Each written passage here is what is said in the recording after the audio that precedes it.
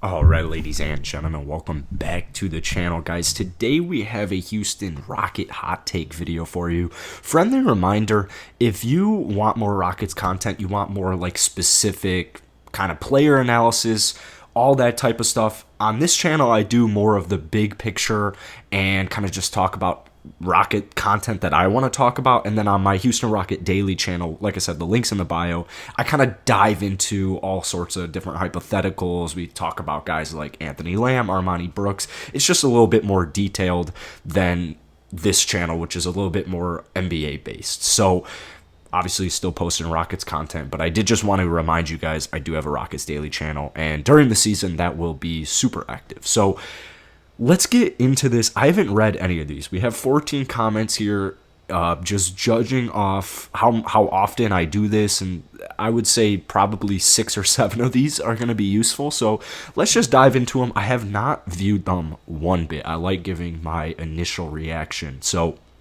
all right, we got my man Joshua here. All right, he said, Wall, KPJ, Green, Wood, and Şengün staying healthy and shocking the league and media. 100%, if they stay healthy, they're not going to win 18 games or whatever the stupid projection is for them. So I agree. I did actually see this one. This is from 3 Manual. 5 years from now, we have a chip.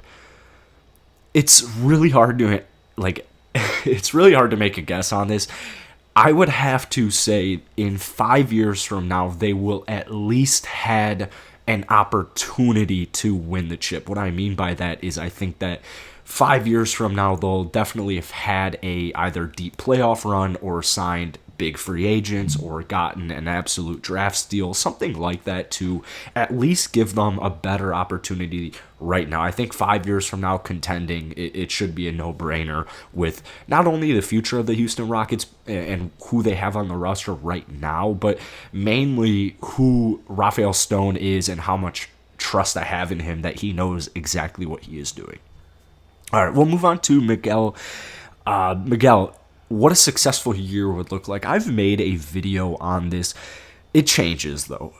I would have to say a successful year is just the development of young players. I honestly, I don't think that there is anything else than just development. I think development, staying healthy, building team chemistry. I think playoffs are a stretch, to just be honest. I think the playoffs are a stretch just because you have, we're in a pandemic. You've got all this random pandemic stuff going on. You have probably an increase of injuries as well because of the extremely short, this offseason is extremely short. So it's going to be just like last year. There's going to be a ton of injuries, and that's not what you want to see. So I think just a successful year would be staying healthy and developing our young players, having the veterans kind of lead the younger guys as well, and maybe that will lead us into either the playoffs or the play-in tournament, something like that. But I just think moving forward, you just want to keep climbing. You want to just keep getting better. This is from Ramir Smith. Jalen Green has a Luka Doncic type rookie year. This won't happen, unfortunately. I don't think that this will happen. Jalen Green, especially in the passing game, he doesn't really have the Luka Doncic passing traits like.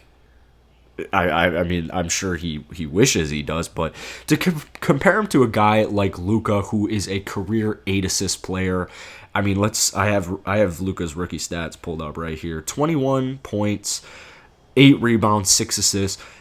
I think it's a little bit of a stretch. I think he could put up 21 points, but my best guess would be rebounding. I think he would max out at 6, and then assists, I think honestly he'll probably max out at either 3 or 4.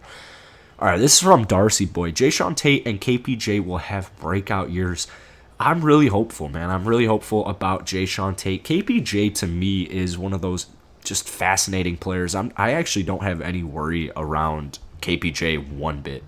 I think Kevin showed a ton of great flashes in his rookie year in Cleveland, and with all the kind of disciplinary situations that were going on, I think it really just made Kevin Porter Jr. seem like a honestly piece of shit, and that's not the case one bit. So The NBA, they were put on notice with his 50-point, 11-assist game against the Milwaukee Bucks, the champions of the year. But I would have to agree. I think KPJ, I don't know about breakout year because I think KPJ, I think his efficiency just might not be.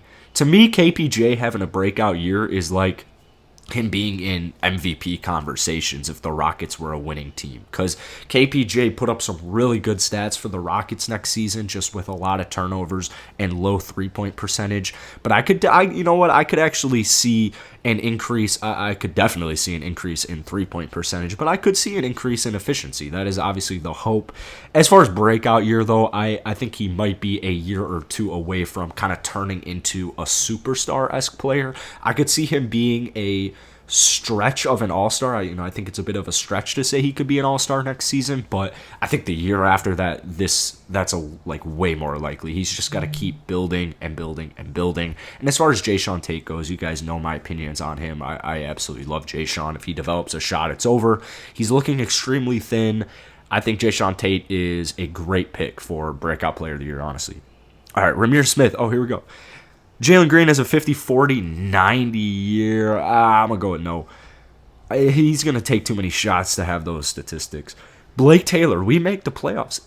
What's crazy is this is a hot take. Like I said earlier in the video, a lot of this just depends on health. I think really it all depends on health. If John Wall is healthy and he's playing more than half the games, if Eric Gordon's healthy and he's playing more than half the games, if a lot of these guys are healthy, the Rockets could 100% make the playoffs. All right, this is from my man, Your Rage, with a fresh background. Is this Sekou Doumbouya? Seaku? I think that is. All right, he said the Rockets won't trade Wall. I could totally see this. I could totally see this, and it seems like a lot more Rocket fans are starting to come around to the idea of keeping John Wall, at least for the season, or at least for the time being. John Wall is a great basketball player, and he provides great leadership. He's got a great mentality. He's got the experience. So, honestly, I'm probably going to be a little sad when John Wall leaves the Houston Rockets, because you got to imagine, even if he accepts the player option next season, he's going to be like 33 years old. He's not going to want to continue to play with the Rockets. He's going to want to go win a championship. So I could see them not trading Wall. This is from Red Hood. Should the Rockets make a trade offer for Simmons?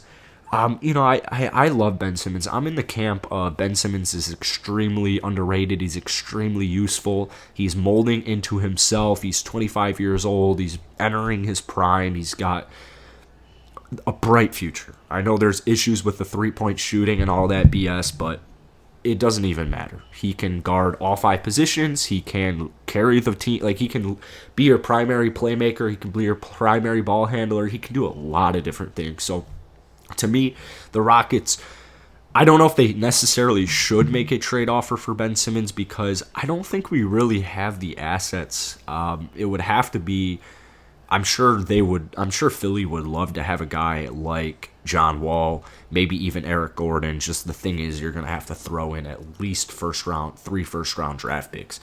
If there was a trade involving John Wall or Eric Gordon for Ben Simmons, or just any player that we didn't either just draft or acquire in the last couple of years, I would be 100% down. Who's under the age of 30, I would be 100% okay with either dealing a guy like John Wall, Eric Gordon, and 3-4 first-round picks, even if that's what they require. I think what a lot of people realize right now is we have a lot of draft picks, but they're probably going to be really late. And what we saw this last season is that doesn't necessarily matter. You can't. Rockets traded up. They got an absolute steal in Şengün. So it's not the end of the world, but it is something where if they were to actually trade for a superstar-esque player and they gave up a ton of draft picks, I wouldn't be upset at all. Unless they're trading away this next year's draft pick, first-round pick, I would be a little bit upset. That's really it. So if you guys enjoyed this video, be sure to hit that like button, hit that sub button. Rockets content is pretty dry and dead right now, so if we could hit 100 likes on this video, that would be great. That's all I got for you guys. Peace.